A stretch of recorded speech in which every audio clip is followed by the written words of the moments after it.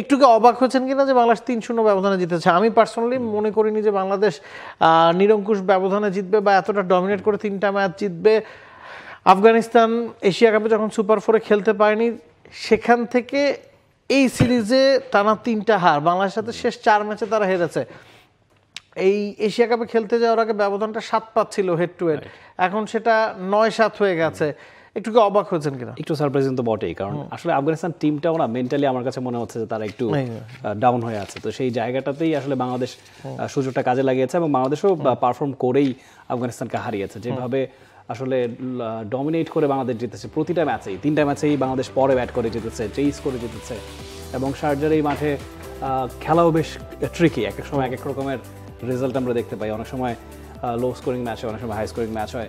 Overall আমার কাছে মনে হয় বাংলাদেশের ব্যাটিং ডিপার্টমেন্ট ক্রেডিটটা পাবে, তারা আসলে সবগুলো ম্যাচেই চেস করে জিততে পেরেছে। বোলারদেরকেও ক্রেডিট দিতে হবে, ব্রিলিয়ান্ট বোলিং নাসুম মুস্তাফিজরা করেছে এবং খুব বেশি ভুল করেনি, যেটা কিনা আমাদের একটা বড় কমপ্লেন যে কি বলে গেম সেন্সটা আমাদের খুব কম, সেই গেম অ্যাওয়ারনেসটা কম, সেই জায়গায় অনেকখানি ম্যাচিউরিটি দেখা গেছে। প্রথম টি-20তে আফগানিস্তান 151-তে থেমেছিল, বাংলাদেশ 153 করে 4 উইকেটে ম্যাচটা জিতে নিয়েছিল। দ্বিতীয় টি-20তে বাংলাদেশ 2 উইকেটে জিতেছিল 148 টেস্ট করতে গিয়ে। তৃতীয় টি-20তে বাংলাদেশ 6 উইকেটে জিতেছে 144 টেস্ট করতে গিয়ে। 140 থেকে 150-র মধ্যেই আফগানিস্তানের টোটাল ওঠানামা করেছে। প্রতি ম্যাচেই মনে হয়েছে যে আমরা যে কমপ্লেনটা করি যে আমাদের হয়তো 20টা রান কম হলো, আফগানিস্তানেরও সেরকমই হয়েছে অনেকটা।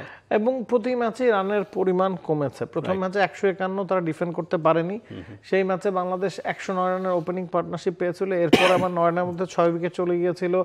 ব্যবধানটা এমন ছিল যে 24 বলে 34 রান দরকার, তখন সোহান ম্যাচটা জিতিয়ে বেরিয়েছেন। পরের ম্যাচে আফগানিস্তান ভালো স্টার্ট পেয়েছে। ফার্স্ট ম্যাচে আফগানিস্তানে যেরকম 33 রানে 3 উইকেট গিয়েছিল, 40 রানে 4 উইকেট গিয়েছিল, সেখান থেকেও তারা 151 করেছে।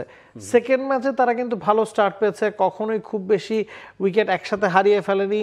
তারা 147 বোর্ডে জমা করেছে 5 উইকেটে, তাদের হাতে 5 উইকেট বাকি থাকার পরও, ক্রিজে নবী আজমাতুল্লাহ ওমরজাই থাকার পরও তারা 150 করতে পারেনি। ওই জায়গায় বাংলাদেশি বোলারদেরকে আপনার ক্রেডিটটা দিতে হবে যে তারা তাদের লাইন লেংথ অ্যাকুরেসিটা মেনটেন করেছেন। এবং সারজাতে আমরা জানি যে খানিকটা স্লো উইকেটে খেলা এবং এ ধরনের উইকেটে মুস্তাফিজ বা শরীফুলরা কীভাবে বল করতে হবে সেই কাজটাই করে দেখিয়েছেন। স্পিনাররা আউটস্ট্যান্ডিং বল করেছেন এবং পুরো সিরিজে সেরা হয়েছেন। নাসুম 5টা উইকেট পেয়েছেন, প্রতিটা ম্যাচে ইকোনমিক্যাল বোলিং করেছেন। আমরা দেখেছি শেষ ম্যাচে মুস্তাফিজ খেলেননি, প্রথম ম্যাচে তাসকিন খেলেছেন, পরের 2 ম্যাচে তাকে খেলেননি। সাইফুদ্দিনকে সুযোগ দেওয়া হয়েছে, তানজিম সাকিবকে সুযোগ দেওয়া হয়েছে।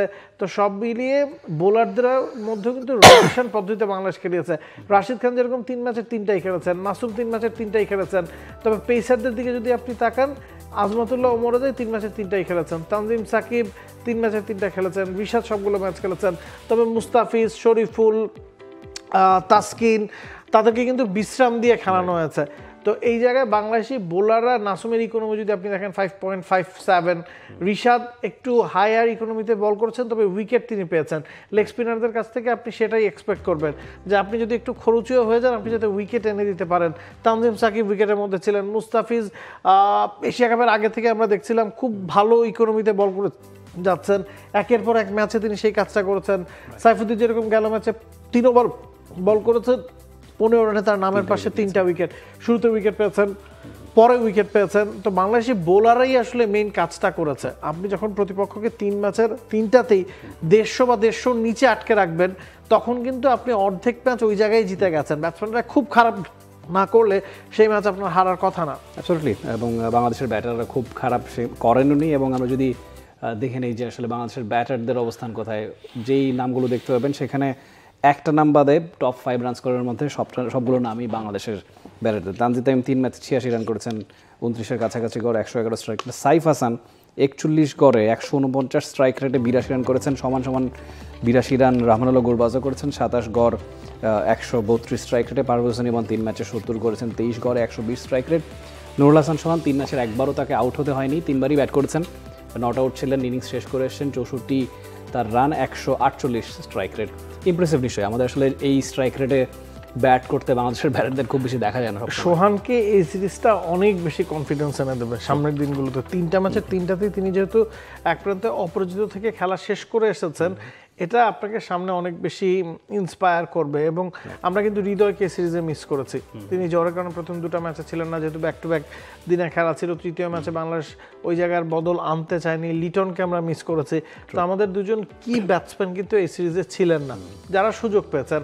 যদি লিটন থাকতেন, যদি হৃদয় থাকতেন, সেক্ষেত্রে হয়তো সোহানের সুযোগ হতো না, পারভেজ ইমনের হয়তো সুযোগ হতো না।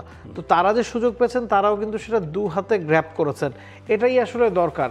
সবচেয়ে বড় বিষয় হচ্ছে বাংলাদেশ যখন প্রথম ম্যাচটা জিতে গিয়েছে এবং আফগানিস্তান যখন এশিয়া কাপে তারা খারাপ করে বাদ পড়ে গেছে, ওই রেসটা আমার কাছে মনে হচ্ছে 3 ম্যাচেই তারা ধরে গেছে। তাদের ফিল্ডিং ভালো হয়নি। আফগানিস্তান বলতে আমরা যেটা বুঝি যে তারা মাঠে জান প্রাণ দিয়ে লড়বে, মাঠে নিজেদের সর্বোচ্চটা উজাড় করে দেবে, সেই জিনিসটায় ঘাটতি ছিল। আফগানিস্তানের ব্যাটিং সবসময়ই তাদেরকে কিছুটা হলেও ভোগা, বিশেষ করে middle order batting. Rahmanullah Gurbaz, Ibrahim Zadran, Sediqullah Atal, পুরো 3 ম্যাচের কেউই কিন্তু বড় কোনো ইনিংস খেলতে পারেননি। এই 3 জনের উপরে আসলে আফগানিস্তানের ব্যাটিং অনেক বেশি নির্ভরশীল।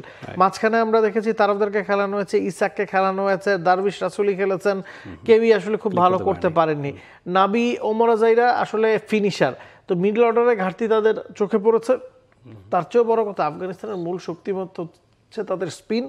বাংলাদেশি ব্যাটাররা এই স্পিনারদের যেভাবে ট্যাকেল করেছে, যেভাবে আগ্রাসী মনোভাব নিয়ে ব্যাটিং করেছে, যেভাবে রিভার্স সুইপের মাধ্যমে নূর রাশিদকে মোকাবেলা করেছে, সেই জায়গায় আমার কাছে মনে হচ্ছে দুই দলের পার্থক্য টানা হয়ে গেছে। 3টা ম্যাচে একটা জিনিস খুব কমন, যে বাংলাদেশের ব্যাটাররা মনে হচ্ছে যে ওয়েট করছিল যে কখন রাশিদ খানের ওভারটা শেষ হবে বা নূরের ওভারগুলো শেষ হবে, তারপর চড়া হবে। লাস্ট ম্যাচেও আমরা দেখেছি সাইফ হাসান এত বিধ্বংসী ইনিংস খেলার পরও একটা ওভার মেইডেন দিয়েছেন।